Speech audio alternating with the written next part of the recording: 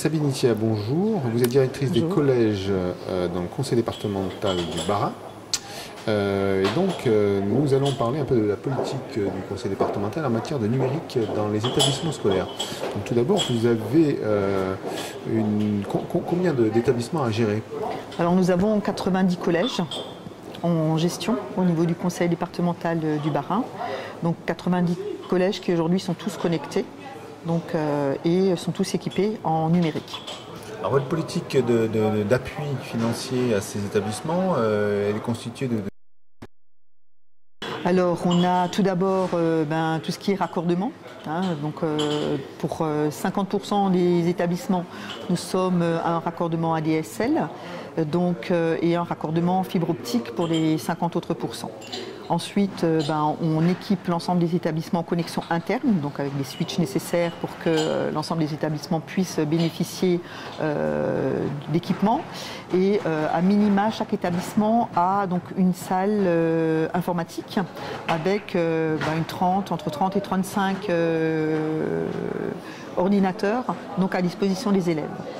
Suite à ça, par année, chaque établissement bénéficie d'une dotation complémentaire, dotation qui lui permet donc effectivement d'acquérir d'autres matériels, donc soit effectivement des ordinateurs, mais également des tableaux numériques ou des vidéoprojecteurs numériques. Après, c'est un choix d'établissement en fonction des professeurs en place, de la politique que l'établissement veut mettre en place. Donc, ils s'équipent de matériel dans l'enveloppe qu'on leur consacre annuellement.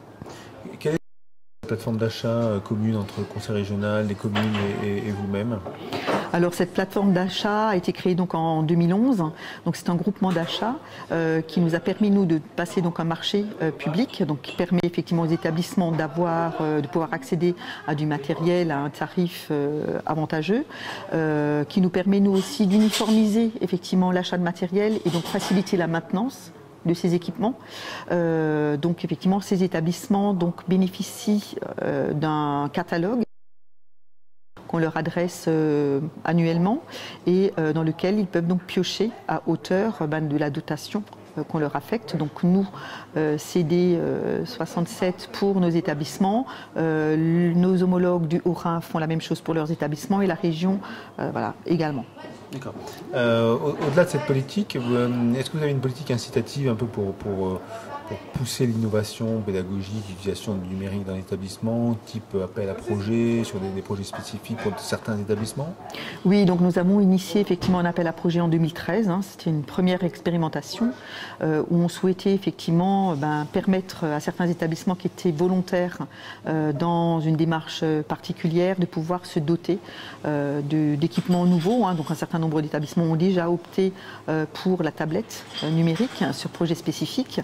Et là, effectivement, pour l'année 2015, on attend effectivement la mise en place de notre nouvelle assemblée, mais le projet est effectivement de refaire un nouvel appel à projet cette année pour surdoter et permettre à des établissements de pouvoir aussi répondre, on va dire, à un besoin spécifique.